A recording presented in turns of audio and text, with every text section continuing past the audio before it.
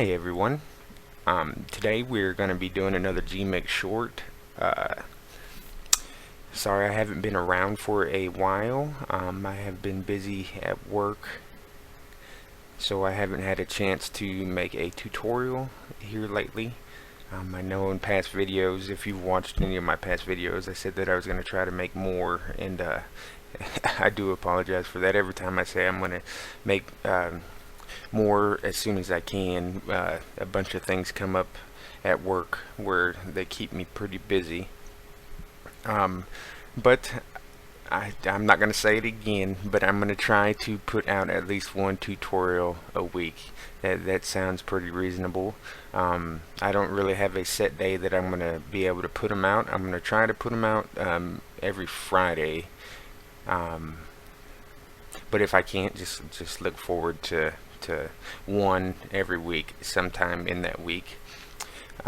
Today we're going to be messing around with the array filters in Gimp. We're not going to make nothing too special today, like we did in the last Gmix short.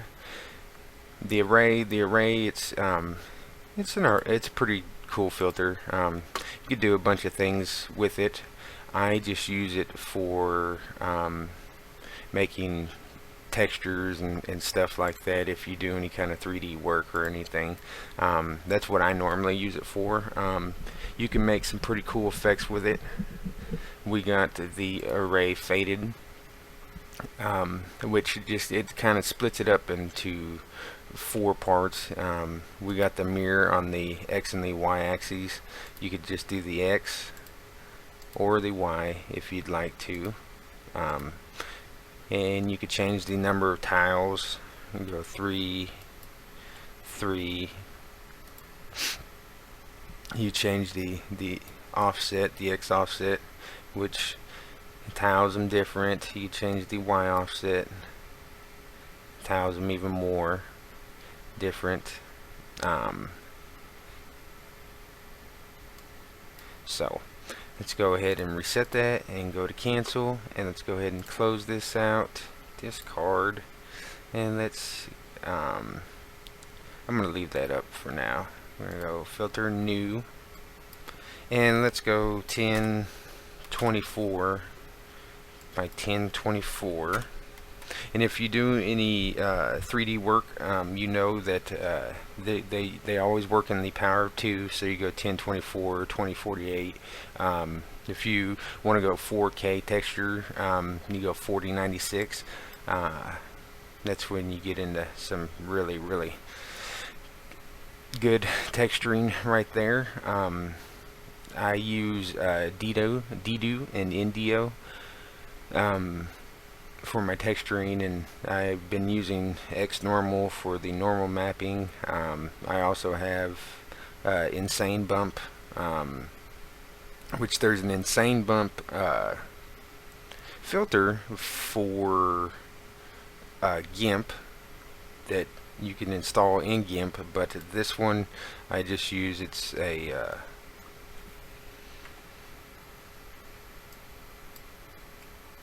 there we go. He's just got a sphere and a couple planes and stuff in here. It's pretty cool. I don't necessarily, I don't know, I don't use this that much, but it's pretty cool and it works. You could load your own mesh if you have your own mesh. You could load that in here.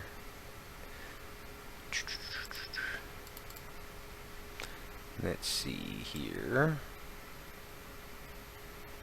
I don't necessarily know where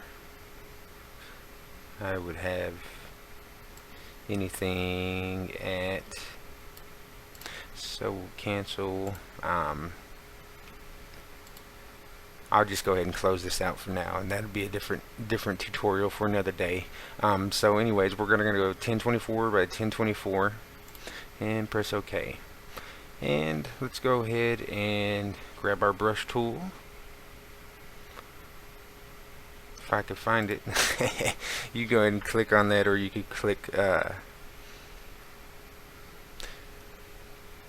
the P on your keyboard for the brush, and let's go in here. We just find something kind of cool, and we'll just go ahead and use the right bracket key on our keyboard to raise the size. And let's just go ahead and, I don't know, let's put some colorful stuff in here.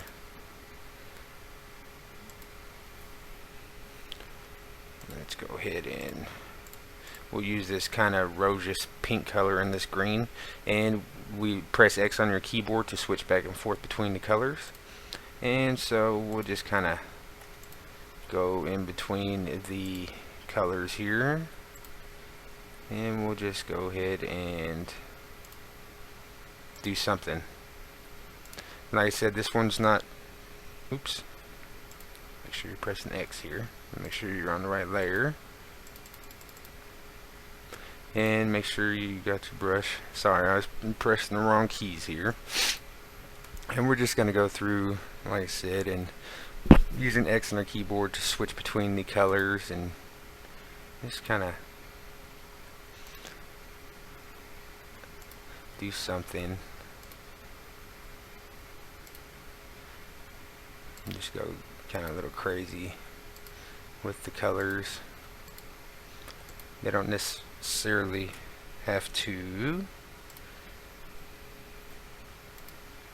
have any type of pattern in it, and just make different colors out of it. And then we will go ahead and go up to Filter, Gimp.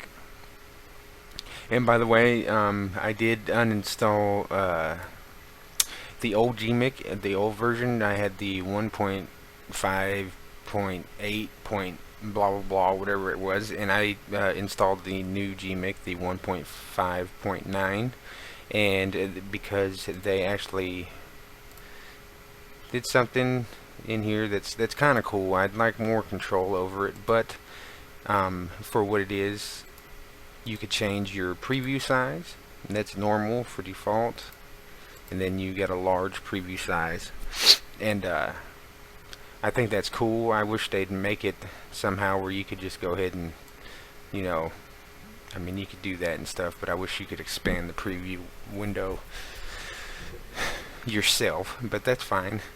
Okay, we got the array. We will do the array faded, and like I said, you could change the X and the Y offsets to however you want and get it how you like. You could change the fade, and if you can't tell, this is fading in a circular manner. Sorry, can't talk today. And you could change all that, how bright, how much this fades, and this just basically, this array just kind of tiles the texture that you got going on. So we will go ahead, and the output we want into new layers, and that looks fine to me, and we're going to go ahead and hit apply. And so we will go ahead and reset this too, and we're going to go ahead and cancel out. So now we got this is the old, this is the new. So you can see what it did there.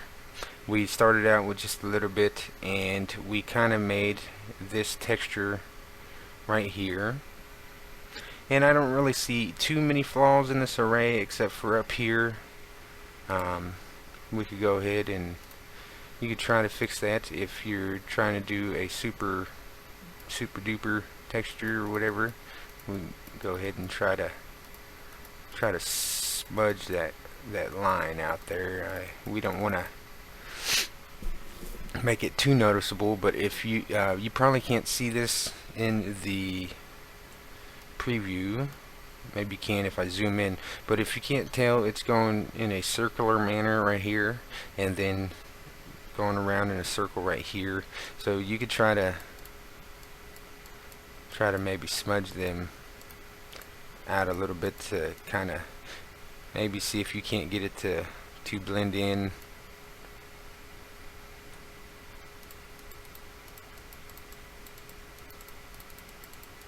Blend in here, but I'm not going to take too much time and do that. I just wanted to show this off to you guys. It's pretty cool, So we're going to go ahead and click back down on the bottom here. So that was that one, and we'll go ahead and go down to Gimp again and reopen it. So that was the array faded, and now this is the array mirrored. Now if you can't tell, it mirrored everything from the right side. It mirrored it over to the left side. So you could look out sometimes and you could get some pretty cool designs. Like this is actually pretty cool. I don't really want to do anything with this because it's kind of made kind of like that cool I don't know if you, when you were younger, if you ever looked into one of them kaleidoscope thingies. That's what it kind of looks like here. And I think somewhere in here there is a kaleidoscope filter somewhere in here. I don't exactly remember where it's at, but that looks pretty cool to me. So we are going to go ahead and not mess with anything. The iterations is on 1 X and Y offset 0, and we are mirroring or array mode the X and Y axes, and the initialization is on the original, and it's got mirror X or mirror Y or rotate 90, rotate 180 degrees. It's pretty self-explanatory, but there are a bunch of cool things that you could do with this. Like I said, the main thing that I use these filters for is for texturing in 3D work. I don't really use it for too much else. I mean, I'm sorry, I should have sat down and thought about it and had some kind of cool picture, but this one I'm already talking quite a bit, and I want to try to keep it as short as I can. So this I call them shorts, but this is probably going to be a 40-minute tutorial, and I do apologize. But I want to talk about some of this stuff, and so, but this array already it says original, and I don't know why. Let's see, you could press mirror the X, so it's mirroring the X axis, and that actually looks pretty cool too. So I actually wasn't trying to go for any specific kind of thing there, and to me that's kind of pretty cool. So, and that's the Y mirrored, so it's mirroring differently, and see, we rotate it 90 degrees. So you can see, if you just buying just a few of them little itty bitty filters, you get some cool things. Let's see, rotate 270 degrees. That looks kind of cool too. Let's see, rotate to the mirror X. Maybe I am going to change this up a little bit. Let's see, Y. I like the mirror X, so I'm going to go ahead and mirror it like that. And let's see, we could change the X offset. We can just go ahead and see the Y offset. No, I don't like that because you get them harsh lines in the middle, and when you're texturing in 3D, you don't want all these harsh lines. It's a big no-no. Let's see, let me try 2 iterations. So 2, that gave it all kinds of craziness. Let's go up to 3. Whoa. That's go ahead and zoom that in here just a little bit. So you could see how you could get some pretty cool textures out of this. I don't necessarily know if I like the 3. We'll go back down to 2. I liked it a little bit bigger.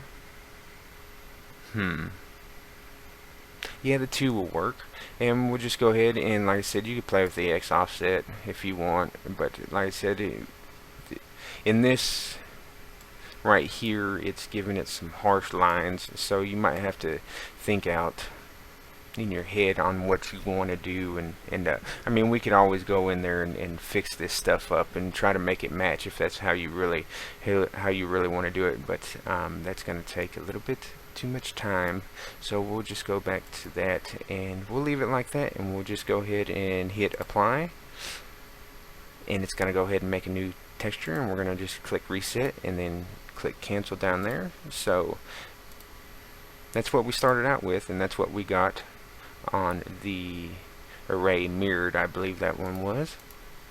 So we got that cool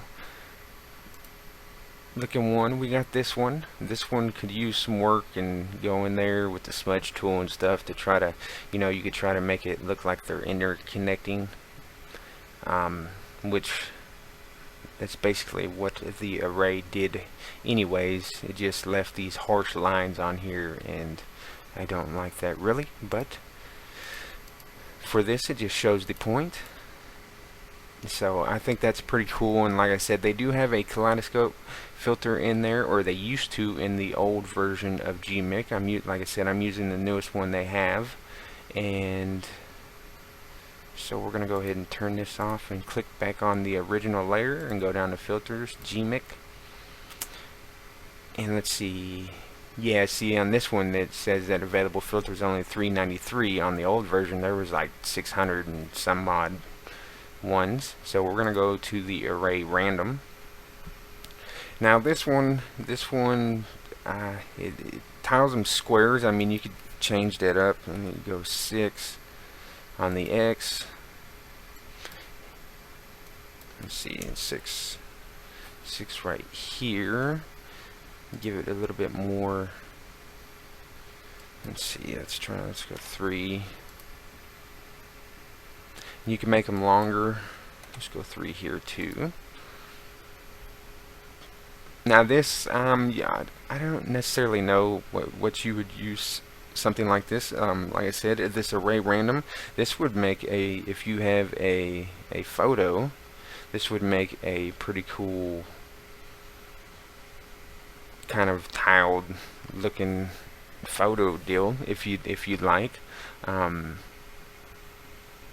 I don't necessarily like that one, and I don't. Oops. No, cancel. I don't necessarily use that one, but it's there if you could find some use for it. So, like I said, you could change the source tiles. Let's see. We'll go back to. Let's see. Let's go back. Let's go do 6. Let's make them all 6. So you can see how it changes it up and makes them a little bit larger and stuff. So we'll go ahead and hit apply on that. And like I said, all these I have the output put on new layers. So that way we get a new layer and we can still use the, let's go ahead and reset that and cancel, and that way we could use the original one. So we got, there's that. But like I said, you wouldn't want to use this on any kind of texturing unless you went in there and you clean this up. So let's go ahead and turn that one off, click back on our original layer, and let's go back to filters, Gmix, and the array random colors. Now this one is like what it says, it makes random colors. So we could go, I don't know, we go 8 and 8. Or we keep that back down at 4 if you'd like. And you see how they make just bigger color tiles. So our original picture is in the background, and all this does is tile colors on top of the image, which this could be useful for something. I don't really know. I apologize, but it could be useful on when you're doing your images and stuff like that. You can always make this, and you could use a layer mode and put it over time. I mean, there's a bunch of things you could do with it. The opacity is just like what it says. So if you put this up to 1, it's going to be a solid color. So if you go 0.50, that's going to be 50%. So if we do 0.75, oops, 0.75, 75%, 0.25 is 25% opacity. So I mean, you could do quite a bit of stuff with this. Actually, I'm having a bunch of ideas right now in my head on what I could do with this. The only thing that I don't like is they don't give you no option to change your colors somehow. They just it's in the script. Author David I can't pronounce his last name. I do apologize, but he's the one who wrote this, and so it's in the script on what colors that it automatically generates. And I wish he would have had a color slider or something, a hue slider, and so we could change the colors from here instead of having to go in there and try to play with the hue and saturation and all that other good stuff. So, but this is what this does. So it just puts tiles of colors over your image, and like I said, you could change the X tiles and the Y tiles, and you try to get something cool on there if you'd like. And we'll just go ahead and we'll hit apply here, and we'll click reset. And did you see that after, I don't know if you noticed that, but I clicked reset, but after I generated that, it generated some new colors, so I don't like that. I'm not hating on the guy, or nothing like that. It's a cool filter, but if after you click on it, it's going to generate some other colors or whatever. If that's the way you want to do that, I wish there was a generate button already right here instead of it writing a new image, and then you see what it gets, and then you hit apply, and then you know it updates different colors. I don't like that. I wish there was some kind of other slider, but that's me griping. So, but I don't know. Like I said, I don't know what you do with this right offhand. You put it on overlay. Of course, we got a white layer in the background, so it's not going to show up. So we could go to multiply, and on multiply shows up over white, and multiply just adds. So I mean, I don't necessarily know exactly what you'd want to do with it, but it is pretty cool. So we're going to go ahead and turn that one off, and we're going to go ahead and go back into it, filters, Gimp, and we got the array regular. So this is on size. You got shrink, expand, which didn't do nothing, repeat, memory consuming. So we got the x-axis. We could go just on the x, and let's see if I can't zoom in here just a little bit. And if you can't tell, there's them harsh lines again. And like I said, you'd have to go in there and maybe use the smudge tool, or take your brush that you originally used and resize it down and try to hide them lines. And these harsh lines are showing up really bad too, because I'm using the white background with this stuff. So, and it's what it's doing is an array is it's taking and it's tiling over the image, and it's kind of splicing it up and moving it around in different on different axes. So it's just changing it up. So that's the reason why you get them harsh lines there, because basically what the array is doing is like I said, it's chopping the image up and it's making it smaller and putting it in tiles and stuff like that. So that's the x-axis, and here's on the mirror y-axis. And then let's go ahead and put it back on the x and y-axis, and you go up here and you can change the tiling. You go 3 and then 3, and then you can change the x offset and the y offset, and see all it's doing is it's just tiling the image after it cut it up. So if you notice on the y, it's just moving it down. So you could basically, I don't know, you go 2, 2, and see, but it's not mirroring over on the right hand side and the bottom. I don't like that. It's just going on the left hand and the top. So, but anyways, you could do something cool with this. So we're gonna go ahead and hit apply, and we'll click reset and cancel that out. So we have that array right there.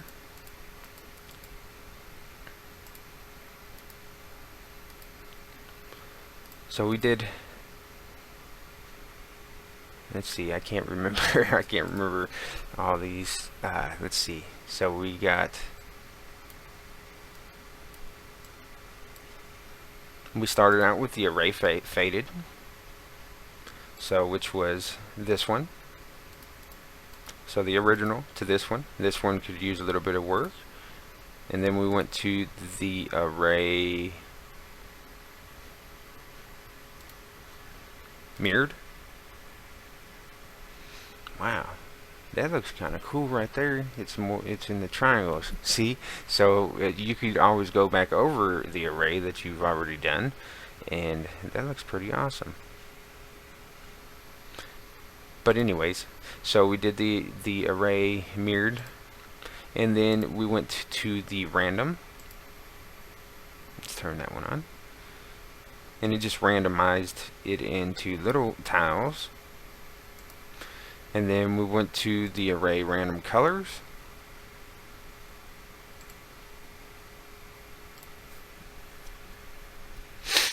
and we did a regular array.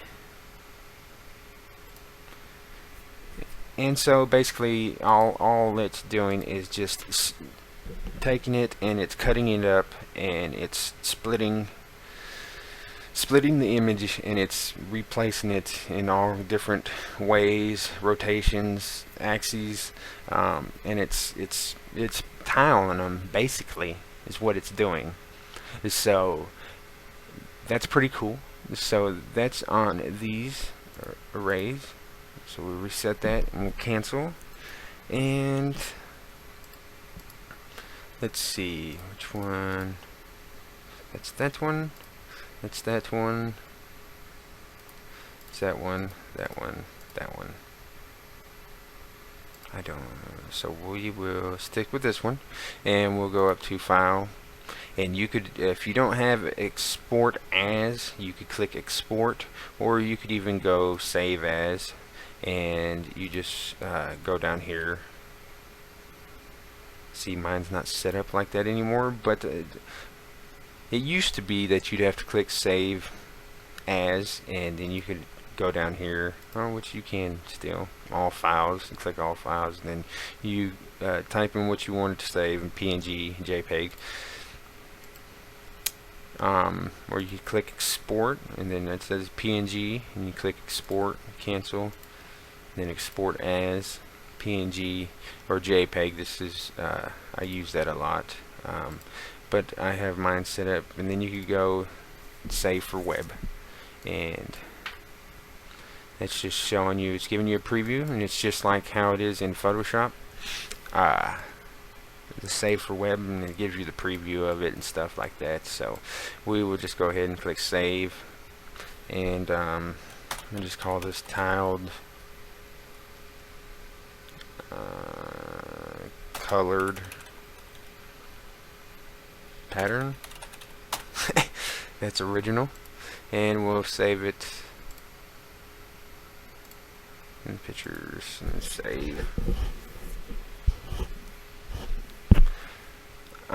So, and it also works on regular images too, so we could go ahead and do that. We'll go File and Open and Pictures, and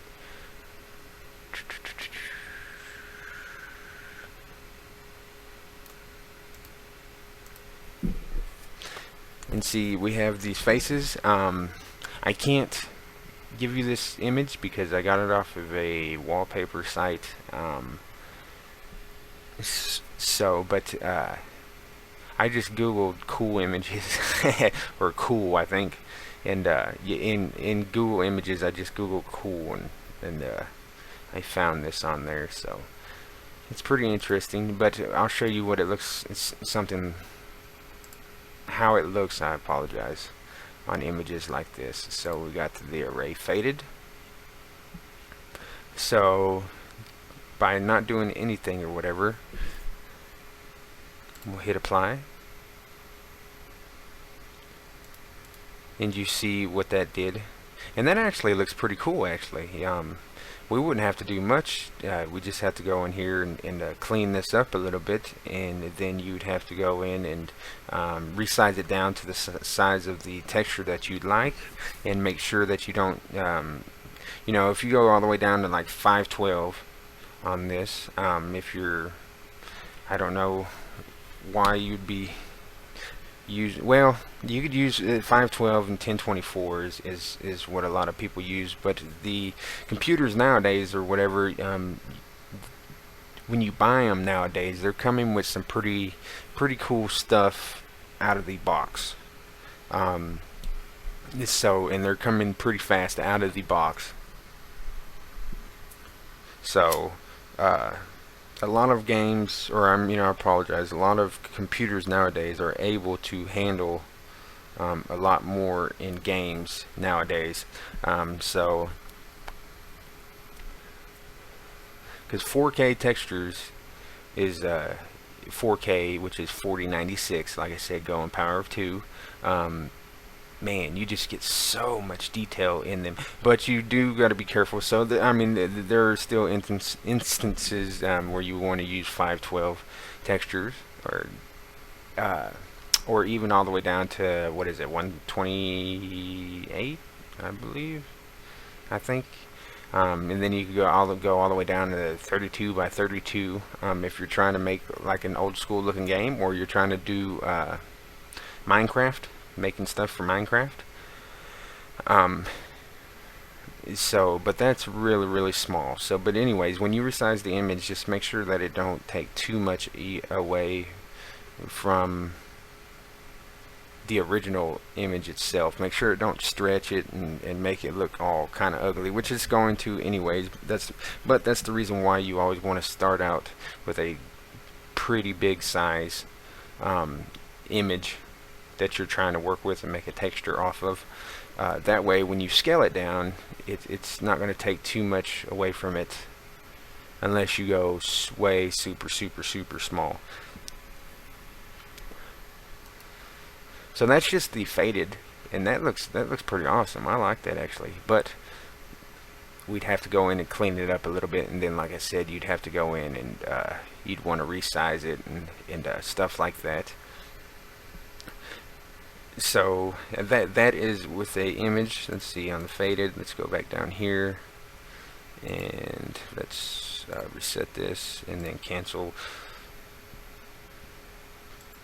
Then go back to Gimp, and here's the array mirrored, and that just mirrors it. So we'll hit apply, and you could change the stuff. It's the same concept as how we did over here, just with the images. So this is mirrored, and that came out pretty sweet. That came out clean actually.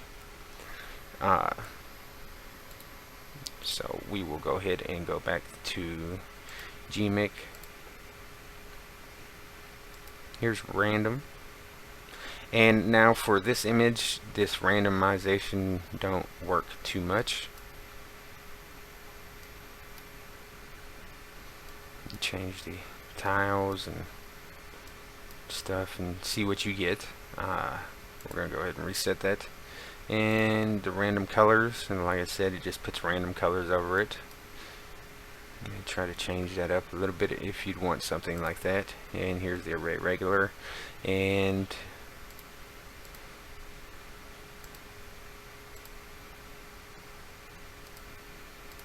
oops, mirror the Y, and that flips it in both of them, and that's what you get there. So it's not a really good image to show you guys, but that looks pretty awesome right there. And then you could go into filters, map, you could tile it. Let's see, 10, oops, let's go 1024. Let's uncheck that. 1024.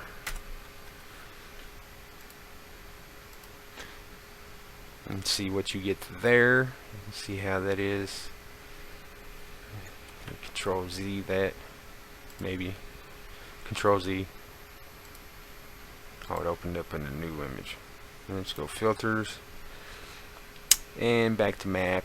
Let's see when we make it seamless what it does. Don't do nothing because it's already seamless. Let's Control Z that. Map, make seamless. And that's what it looks like when it made this seamless. So you'd want to go in and play with this and move things around and try to get it how you want it,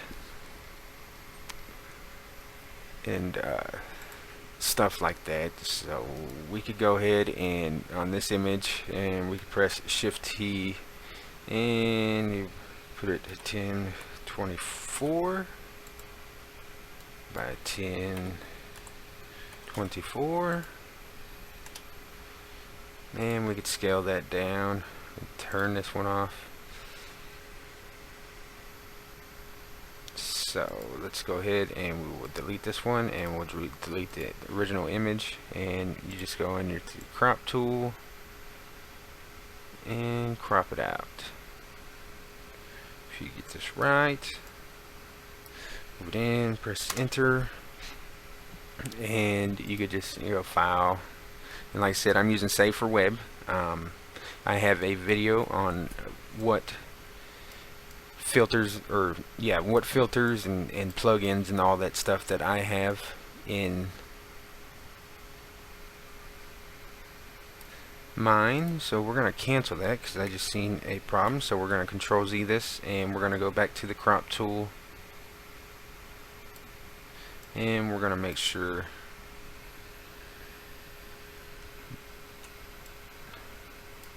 that we get this right.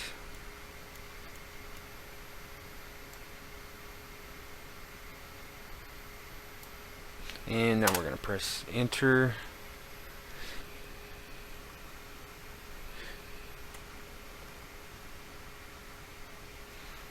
And I'm zooming out, by the way, with my mouse wheel, holding Control and using the mouse wheel, or you could press Shift plus to zoom in, and then just the minus key on your keyboard to zoom out. And let's go back to Filter and then Save for Web, and let's see how that looks.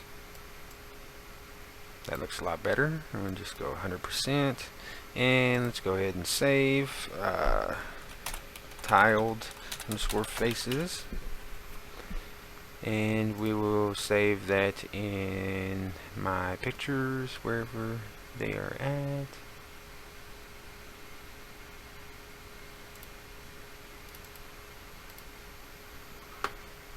So, and then you could jump over in the Blender or whatever 3D program of your choice is, and you could go ahead and tile it up. Like I said, I got it pretty tiled over here. This isn't a Blender tutorial, but you could see what I did.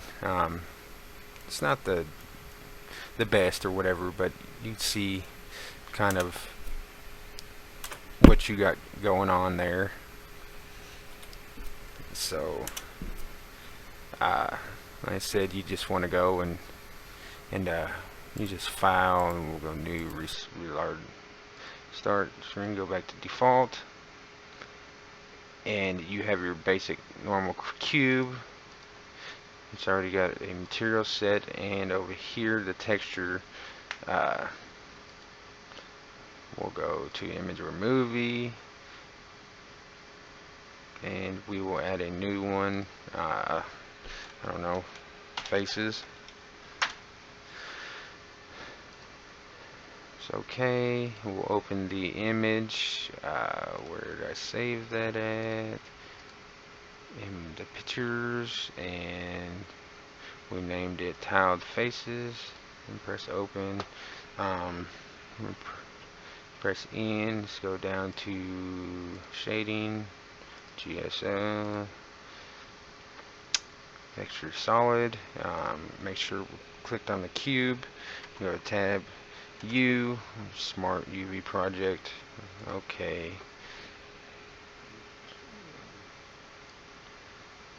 So much for a short tutorial. I do apologize. Just go new.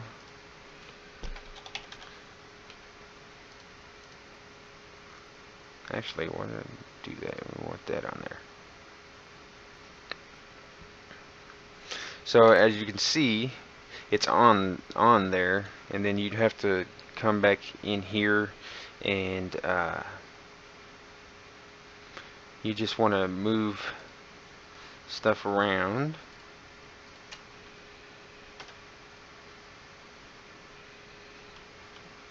rotate it. Actually, you need to figure out which one we're moving, actually. Oh, okay, so that one's the bottom.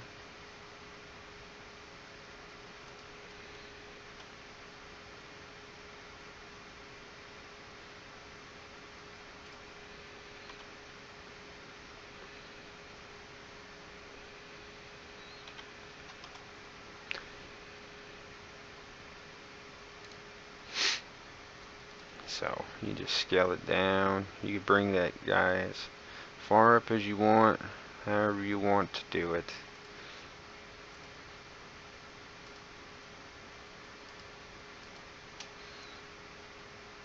This one's the top, I believe. Maybe not. Which one is it? Okay, I see which one it is now.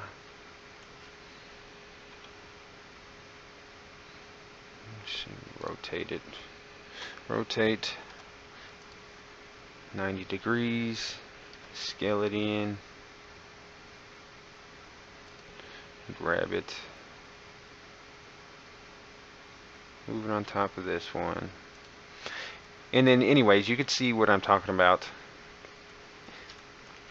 And that's just how I tiled it in. Like I said, I'm not going to get too much into this because this ain't a Blender tutorial. But anyways, so you got your tile texture. You'd have to go in and do some work in Gimp on it and erase these harsh lines and stuff like that and get it how you want to. But I just wanted to show you that is something that you could use this for tiling textures and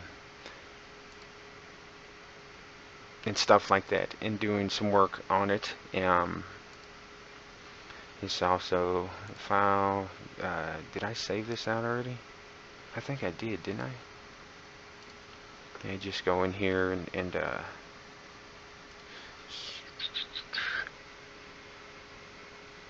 tile color pattern, open image.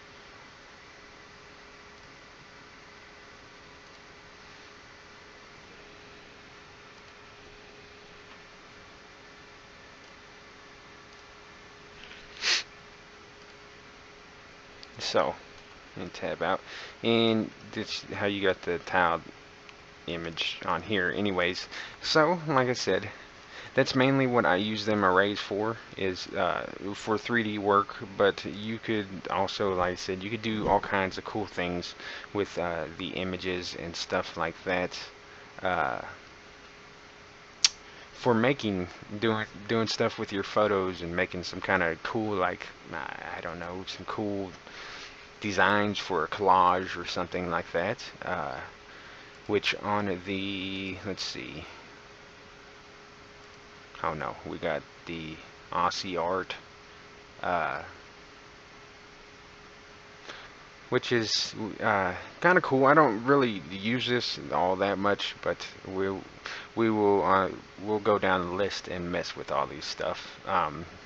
If you like this type of art, it can be cool. This is more for like the math nerds and stuff like that, but we will go and mess with it. So anyways, I hope this helps a little bit and just kind of gives you a little bit more of an idea of what you could use the arrays for and stuff like that.